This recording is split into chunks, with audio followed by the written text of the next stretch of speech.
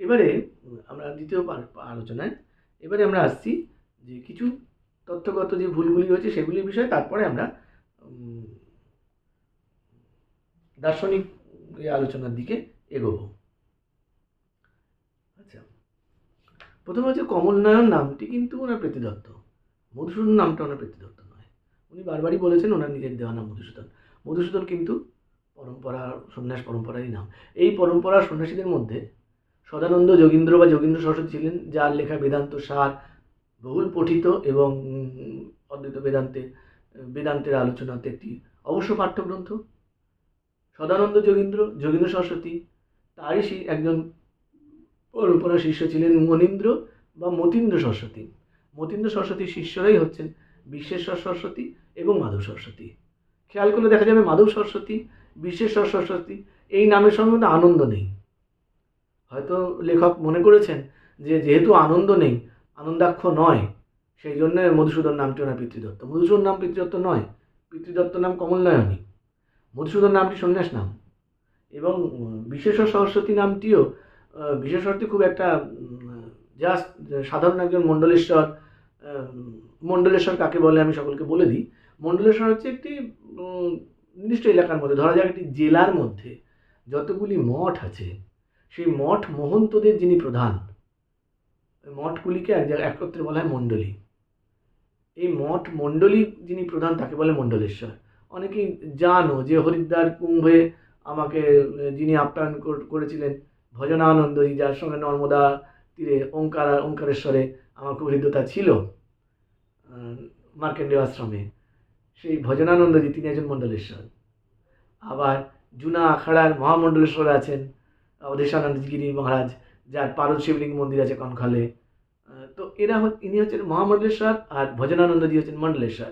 মণ্ডলেশ্বর মানে হচ্ছে একটি নির্দিষ্ট এলাকার মধ্যে যতগুলি মঠ আছে সেই মঠ প্রধানদের মধ্যে যিনি শ্রেষ্ঠ, এই মঠ প্রধানদের যিনি প্রধান, তাকে বলে মণ্ডলেশ্বর।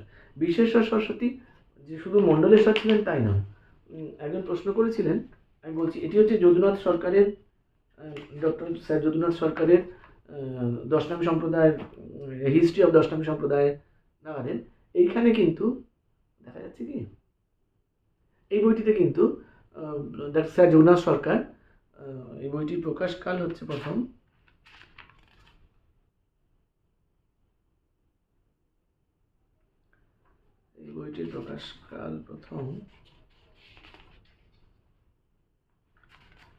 দেখছি না প্রিফেস।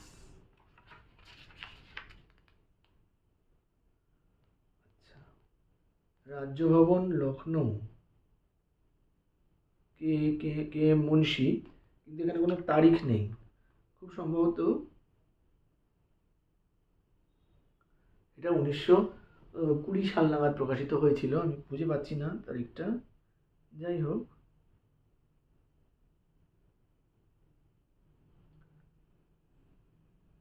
আচ্ছা হ্যাঁ, 1920 সালে। এই যে পিছনে লেখা আছে এখানে ইয়েতে 1920 সালে, 1929 সালে উনি স্যার পান, নাইটহুড পান, order of the Indian empire, CIE knighthood 1929 সালে। তার আগে ওনার বইটি লেখা হয়েছিল, মানে 1920 সালে মোটামুটি বলছে যে বইটা লেখা হয়েছিল। এইখানেতে কিন্তু যদুনাথ সরকার উল্লেখ করছেন যে বিশ্বেশ্বর সরস্বতীর এটার পাতা হচ্ছে 66 পাতা। এইখানে যদুনাথ সরকার কিন্তু উল্লেখ করছে, অর্থাৎ আমি যেটা বলতে চাইছি যে বিশ্বেশ্বর সরস্বতী এবং গোপালানন্দ সরস্বতী এই দুইজনের দুটি সন্ন্যাস গ্রহণ পদ্ধতি এবং জ্যোতি ধর্ম সংগ্রহ, এই বই দুটি তখনকার দিনে, অর্থাৎ উনি যখন লিখছেন তারও আগে, উনি বলছেন যে এই বই দুটি মোটামুটি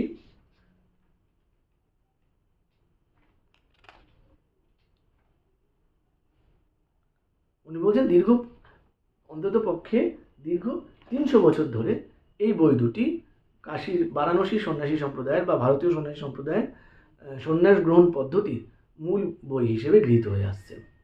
এই বিশ্বেশ্বর সরস্বতী হচ্ছেন মণ্ডলেশ্বর বিশ্বেশ্বর সরস্বতী, যার কাছে মধুসূদন সরস্বতী দীক্ষা নিয়েছিলেন। এবং আমরা খেয়াল করে দেখতে পাবো যে মাধব সরস্বতী, বিশ্বেশ্বর সরস্বতী, এবং আমি আগেও বলেছি যে এই পরম্পরায় আরও যারা আছেন মধুসূদন সরস্বতীর পরে, নৃসিংহ সরস্বতী বা পুণ্ডরীকাক্ষ সরস্বতী, তাদের নামেও কিন্তু আনন্দাক্ষ নেই। এখনও জানেন যারা জয়েন্দ্র সরস্বতী আছেন বা বিজয়েন্দ্র সরস্বতী, এই ধরনের কিছু পরম্পরায় আছে। আর মধুসূদন সরস্বতীর যে মঠ, সেই মঠের সঙ্গে সুমের মঠের কিন্তু যোগাযোগ ছিল। অনেকে বলছেন যে এখন যেটা কামরূপ মঠ দশাশ্বমেধ ঘাটে, সেটি প্রকৃতপক্ষে বিশেশ্বর সরস্বতী মঠ ছিল। খুব সম্ভবত নয়, কারণ মধুসূদন সরস্বতী বিশেশ্বর সরস্বতীর যে মঠে থাকতেন সেটি গোপালবাটি মহল্লায় ছিল। পরের দিকে সেটা এই রামাপুরাতে সরে আসে। এবং আমার সঙ্গে অনেকেই আছে, মাস্টারমশাই ছিলেন এবং স্বামী শঙ্করানন্দ ছিলেন। আমরা আমাদের পরম্পরার শেষ যে সাধুর সঙ্গে দেখা করতে গিয়েছিলাম বেনারসে থাকতে, অসুস্থ অবস্থায় তিনি ছিলেন, বৃদ্ধ, রামকৃষ্ণ মিশনের আলোক মহারাজ স্বামী অচ্যুতানন্দজির কাছে সেই বৈদ্যনাথ শিব এই পথ জিজ্ঞাসা করে সেই লাক্সা দিয়ে কামিচ্ছা অঞ্চল দিয়ে আমরা অনেক রাত্রে গিয়ে পৌঁছেছিলাম তার কাছে। হয়তো আপনাদের মনেও আছে, মাস্টারমশাই মনে থাকতে পারেন বা শঙ্করানন্দজির মনে থাকতে পারে। তো ওনার নামও কিন্তু আনন্দাক্ষ নয়। তো আমি বলছি পরম্পরার নামই, মধুসূদন নামটাই পরম্পরারই নাম, এটি পিতৃদত্ত নাম নয়। আচ্ছা, আরেকটি ভুল করছে, 145 সালে পাতায় লেখা আছে ভাদ্রপদ মাসে সন্ন্যাসী তীর্থযাত্রা করলেন। বিশেশ্বর সরস্বতী মধুসূদন, ভাদ্রপদ মাসে তীর্থযাত্রা হয় না, কারণ চাতুর্মাসের মধ্যে পড়ছে। আষাঢ়ে হরিশায়ন একাদশীর পর থেকে কার্তিকের উত্থান একাদশী পর্যন্ত এই চাতুর্মাস্য ব্রত আমরা পালন করি। এই চাতুর্মাসের মধ্যে আমরা কোথাও যাই না। ফলে এই ভাদ্রপদ মাসে, ভাদ্র মাসে তীর্থযাত্রা হয় না আমাদের পরম্পরায়। এগুলি কিন্তু আমি উল্লেখ করেছিলাম আলাপ আলোচনাতে, তো এগুলি উনি মনে রাখেননি, খেয়াল করেননি। আচ্ছা, তারপরে হচ্ছে পৃষ্ঠা 149 উনি লিখছেন যে আকবর মহিষী সন্ন্যাসী দর্শনে আসছেন, তার পায়ে নাগরা জুতো। তা কিন্তু হয় না। তিনি তানজাম থেকে নামছেন, নেমে সন্ন্যাসী দর্শনে আসছেন, তিনি তানজাম থেকে খালি পায়েই নামবেন। পাদুকা বাহিকা থাকতো, তারা জুতোটা সঙ্গে বইতো। তারা তানজাম থেকে নামালে পা বের করলেই তারা জুতোটা পায়ে পরিয়ে দিত। এই যে ব্যাপারগুলি, এগুলি একটুখানি ছোটো ছোটো সব ত্রুটি উপন্যাসের মধ্যে রয়ে গেছে। আকবর মহিষী সন্ন্যাসী দর্শনে আসছেন, তার পায়ে নাগরা জুতা, সেটা মধুসূদন সরস্বতী লক্ষ্য করলেন, তা কিন্তু হয় না। আচ্ছা, আবার বলছেন 169 পাতায় যে তুলসীদাস তার রামচরিত মানুষটি খুলে কোলের উপর রাখলেন, প্রতিটি নিয়ে কোলের উপর। অসম্ভব কথা। কোনো পূজ্য গ্রন্থকে, এমনকি শ্রীরামকৃষ্ণ কথামৃতের মতন পূজ্য গ্রন্থ, কখনোই আমরা কোলের উপরে রাখবো না। এ তো আপনার জানার উচিতই, যিনি লেখক যিনি, তারও জানা উচিত, সকলেই জানা উচিত যে পূজ্য গ্রন্থ আমরা পায়ের উপরে রাখি না, পায়ের উপরে রেখে, কোলের উপরে রেখে পড়া হয় না। তো এটা হতে পারে না। তুলসীদাস জি তার পূজ্য গ্রন্থটিকে কোলের উপর রাখলেন। আচ্ছা, রাধা তত্ত্ব তখনও সাধক সমাজে স্বীকৃতি পায়নি। মধুসূদন একক কিশোর কৃষ্ণের উপাসক ছিলেন। রাধা তত্ত্ব শুধু নয়, যেমন সুরদাসজি কিশোর রামের উপাসক, তিনি কিন্তু সীতা উপাসক নন। ধনুর্বাণধারী কিশোর রাম, তুলসীদাসও তাই। আপনারা খেয়াল করে দেখতে পারেন, এখানে কোথাও সীতা নেই। সে একটা বিখ্যাত কথাই আছে তুলসীদাসের রামায়ণে, যে শূদ্র ঢোল গঁবান ও নারী তারণকে চারি, মানে তাড়না করার উপযুক্ত, মানে এরা কিশোর রামের উপাসক, এদের ক্ষেত্রে ছিল না, স্ত্রী ছিল না। তো সেই জন্য রাধা তত্ত্ব বা বর্ষণে যাওয়া মধুসূদন সরস্বতী পক্ষে সম্ভব ছিল না। বৃন্দাবনের সর্বস্বামীরাও তাই ছিলেন, যার জন্য পরবর্তীতে তারা প্রত্যেকে কৃষ্ণ প্রতিষ্ঠা করে গেছেন। বললাম তো, তখনও অচিন্ত ভেদাভেদ তত্ত্ব, রাধাকৃষ্ণের একত্ব তখনও প্রতিষ্ঠিত হয়নি। তখনও মহাপ্রভু যে রাধাকৃষ্ণের মিলিত তনু, ভাবঘন তনু, সেটা প্রতিষ্ঠিত হয়নি।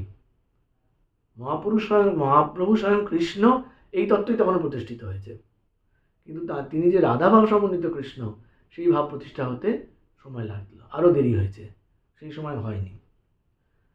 আচ্ছা, আরেকটি যেটি মহাপ্রভুর অন্তলীলার বিষয়ে আমি বলবো, যে এই একটি মূল্যবান গ্রন্থ, মাধব পট্টনায়কের কর্চা। মাধব পট্টনায়ক প্রকৃতপক্ষে রায় রামানন্দের সেবক ছিলেন। মাধব পট্টনায়ক কিন্তু বলছেন যে মহাপ্রভুর, যেটা জয়ানন্দ তার চৈতন্যমঙ্গলেও লিখেছেন এবং গৌরী বৈষ্ণব সেটা পরিত্যাগ করে দিলেন, যে মহাপ্রভু পায়ে ইট বেঁধাতে তার ধনুষ্টঙ্কা টিটেনাস হয় এবং টিটেনাস অবস্থায় তিনি ভাবস্থ হয়ে অক্ষয় তৃতীয়ার দিন বরতনু ত্যাগ করেন। আমাদের পরম্পরায় বিশ্বাস করায় যে ধনুষ্টঙ্কারের ব্যাপারটাকে তারা উল্লেখ করেন না, তারা বলেন মহাপ্রভু ভাবস্থ হয়ে সমাধিযোগে দেহত্যাগ করেন। এবং ডক্টর বিমান বিহারী মুখোপাধ্যায় এবং এখানে ভদ্রলোক লিখেছেন, যেটা আমি বলছিলাম, যে এটা আমি বারবার করেই বলি যে মহাপ্রভুরকে খুন করা হয়েছে, এই যে নোংরা নক্কারজনক একটি তথ্য, এই তথ্যটি অনেক পরে এসছে, অত্যন্ত সাম্প্রতিককালে। এখানে উনি লিখছেন, বিমানবাবু তার গ্রন্থের এক জায়গায় বলছেন, ওড়িয়া ভক্তদের মধ্যে শ্রীচৈতন্যদেবের তিরোধান বৈশাখ মাসের অক্ষয় তৃতীয়ার দিনই ঘটেছিল। মাধবও অক্ষয় তৃতীয়ার দিনই বলেছেন।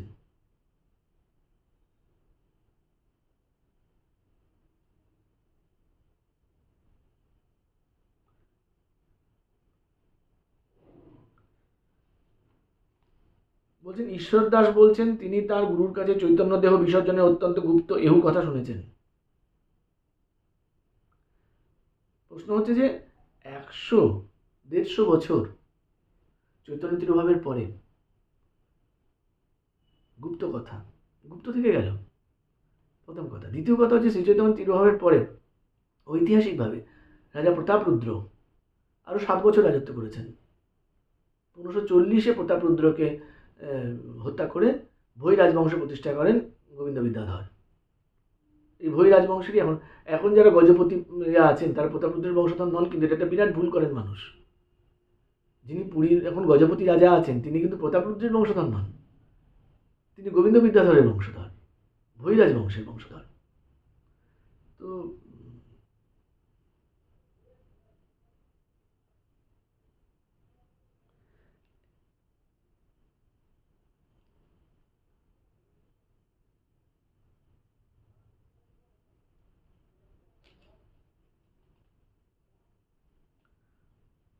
1533 খ্রিস্টাব্দের এপ্রিল মাসে চৈতন্যদেবের তিরোধান, অর্থাৎ অক্ষয় তৃতীয়ার দিন, এবং 1540 পর্যন্ত 7 বছর।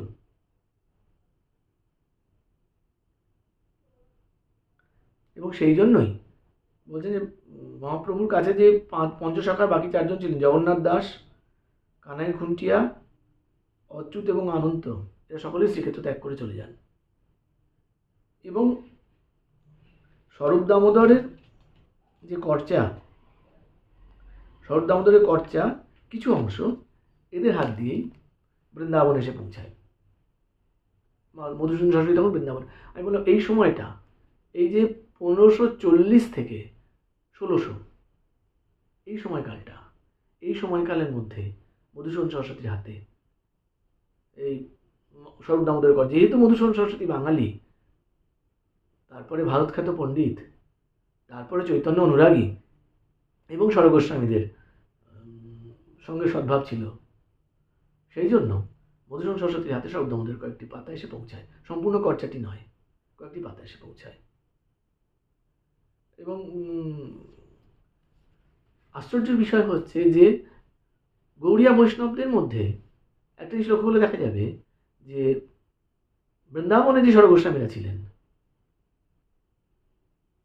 শ্রীজীব, গোপাল ভট্ট, দাস রঘুনাথ বা রূপ সনাতন, ভট্ট রঘুনাথ, এদের কোনো পরম্পরা শিষ্য কিন্তু বাংলায় নেই।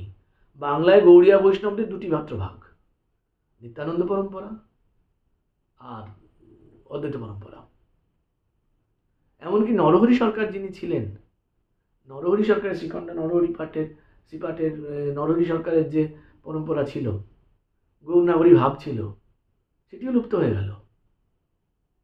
এই যে সর্বগ্রাসী একটি ভাবধারা গৌড়িয়া বৈষ্ণবের, এই ভাবধারার মানে প্রবল প্রতাপে এমনকি স্বরূপ দামোদরের যে কঠোর সন্ন্যাস বিধি এবং যেটা মধুসূদন সরস্বতী গ্রহণ করেছিলেন সেটিও কিন্তু লুপ্ত হয়ে গেল।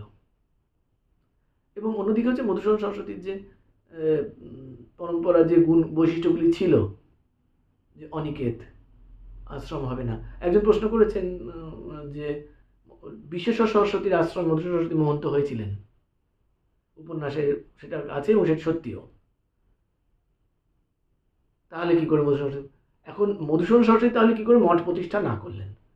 মুশকিলটা হচ্ছে যে ধরুন লেখক কিন্তু রামকৃষ্ণ মিশনের বিরাট যে সন্ন্যাসী সংঘ অর্ডার অফ মঙ্কস তার অংশ হয়েছিলেন। তার মানে এই নয় যে উনি সেই সন্ন্যাসী সংঘের প্রতিষ্ঠাতা। বেলুড় মঠের প্রতিষ্ঠাতা উনি নন, বেলুড় মঠের প্রতিষ্ঠাতা স্বামী বিবেকানন্দ, উনি তার একটি অংশ। সেই রকম মধুসূদন সরস্বতী বিশ্বেশ্বর সরস্বতী মঠ পরম্পরার অংশ। মধুসূদন সরস্বতী সেই পরম্পরার অংশ ছিলেন এবং পদাধিকার বলে গুরুর, আপনারা জানেন যে এই বইটিতেও যারা এই বইটি পড়েছেন তারা জানেন যে কীভাবে একজন চেলাকে গুরুগদিতে বসানো হয়, সেটি খুব সুস্পষ্ট নির্দেশ দেওয়া আছে এবং যদুনাথ সরকার সেগুলিকে একদম উল্লেখ করেছেন যে কীভাবে গোটা ভারতবর্ষের সন্ন্যাসী সম্প্রদায়ের মধ্যে চেলা নির্বাচন করা হয় গুরুর আসনে বসানোর জন্য। তো সেইভাবে মধুসূদন সরস্বতী বলেছেন। সরাসরি যে বিশ্বেশ্বর সরস্বতী, এটা তো উপন্যাসে লিখেছেন, কিন্তু আমরা এটা জানি না যে সরাসরি বিশ্বেশ্বর সরস্বতী করেছিলেন কি না, না তার যে ট্রাস্টি বোর্ড ছিল, অচি পরিষদ ছিল, তারা করেছিল। এরকম ঘটনা কিন্তু আরও আছে, যারা জানেন না তাদের জন্য একটা ছোট্ট ঘটনা বলি। অনেক দীর্ঘায়িত হয়ে যাচ্ছে আলোচনা, এটুকু বলে শেষ করব। অতি সম্প্রতি গত শতাব্দীতে রামদাস কাঠিয়া বাবা, ব্রজবিদেহী মহন্ত এবং চতুর্সম্প্রদায়ের বৈষ্ণবদের তিনি শিরোমণি। রামদাস কাঠিয়া বাবা শরীর যাওয়ার পরেতে তারাকিশোর রায়চৌধুরী রামদাস কাঠিয়া বাবার শিষ্য এবং অতি উচ্চ স্তরের মহাসাধক, পূজ্য মহাসাধক, তিনি বৃন্দাবনে গেলেন। বৃন্দাবনের সমস্ত বৈষ্ণব মহন্ত মণ্ডলী একত্রিত হয়ে তাকে সন্ন্যাস দিল। সন্ন্যাস দিয়ে তাকে রামদাস কাঠিয়া বাবার গদি অর্পণ করল। তার নাম হলো কি? সন্তদাস বাবাজি মহারাজ। এই পূজ্য মহাত্মা সন্তদাস বাবাজি মহারাজ এই নামটি এই জন্যই নিলেন, সন্তদাস বাবাজি এই জন্যই নিলেন যে সমস্ত সন্তেরা এক হয়ে, বৈষ্ণব সন্তেরা এক হয়ে তাকে মহন্ত পদে নির্বাচিত করেছেন। তার মানে এই নয় যে সন্তদাস বাবাজি কিন্তু রামদাস কাঠিয়া বাবা আশ্রম মঠ তৈরি করেছেন। এবং সন্তদাস বাবাজি আজীবন কাঠিয়া বাবা আশ্রমে ছিলেন এবং মধুসূদন সরস্বতী কিন্তু সেটা থাকেননি, যেটা ছায়াচরাচরে লেখক বলেছেন। কিন্তু ঠিক আসলে যেটা আমার মনে হয়েছে, উনি অনেকগুলি চরিত্রকে সমান্তরালে আনতে গিয়ে অ্যান্টি প্রোটাগনিস্ট, প্রতিনায়ক চরিত্রগুলো এনেছেন। রাজীব লোচন, পদ্মাক্ষ, কমল নয়ন, এরকম অনেকগুলো চরিত্র এনে যে মূল চরিত্রের যে ফাঁকগুলো সেগুলো ভরাট করার চেষ্টা করেছেন। এবং তার ফলে কি হয়েছে যে মূল চরিত্রের যে বহমানতা, সেইটা যে ফ্লো অফ লাইফ, সেটা খণ্ডিত হয়েছে। তো মুশকিল হয়েছে কি যে বিশ্বেশ্বর সরস্বতীর মঠের প্রধান হয়েছিলেন মধুসূদন সরস্বতী, তারপর কিন্তু সেই মঠের সঙ্গে উনি আর কোনো রকম যোগাযোগ রাখেননি বলেই মধুসূদন সরস্বতীর মঠ শেষ পর্যন্ত থাকেনি। মধুসূদন সরস্বতীর মঠ বলে কিছু থাকেনি। উনি প্রবোজ্যায় যেতেন এবং আমাদের পরম্পরায় যারা এখানে মন্ত্র নেন, দীক্ষা নেন, বা যে একজন সন্ন্যাসী আছেন আমাদের এখনও পরম্পরায়, আমাকে বাদ দিয়ে, তিনি জানেন এবং ঘনিষ্ঠরা সকলেই জানেন যে এই পরম্পরাতে মধুসূদন সরস্বতীর এই পরম্পরার যে সম্প্রদায় ধ্বজা আছে সেইখানে একটি লেখা থাকে, চরৈবেতি চরৈবেতি চরণম ব্যয় মধুবিন্দাতি, এগিয়ে চলো এগিয়ে চলো। এটি যে ঐতরীয় আরণ্যকের যে কাহিনী আছে, সেই শ্লোকটি অনেকেই জানেন, অনেকে জানেন না। যাই হোক, আমাদের এগিয়ে চলার কথা বলা হয়, যে আমরা এক জীবনেও বিশ্বাস করি না, একটি আশ্রম প্রতিষ্ঠা করাতেও বিশ্বাস করি না, দণ্ডী স্বামীরাও করেন না, বা মধুসূদন সরস্বতী পরম্পরাতেও করা হয় না। এগিয়ে চলার কথাই বলা হয়। তো এই পর্যন্তই আলোচনা থাক, খুবই দীর্ঘায়িত দুটি আলোচনা হয়ে গেল। যাই হোক, আমাকে এগুলি লিখিতভাবে বলতে বলো না, আমি এগুলো লিখবো না। এই আলোচনাও আমার করার ছিল না। একাধিক জনের, অভিজিৎ সান্যাল এবং আরও অনেকের অনুরোধে এবং শঙ্করানন্দজির অনুরোধে আমি আলোচনাটুকু করলাম। যার যার দরকার আমাকে ফোনে যোগাযোগ করো, বইগুলি কোথায় কী পাওয়া যাবে। বইটি আমি ছায়া চরাচর বইটি আমি বিশ্বভারতী লাইব্রেরির বইটি আমি আবার ফেরত দিয়ে দেবো। এবার তোমাদের দরকার তোমরা নিয়ে নেবে কিনে। এই পর্যন্ত।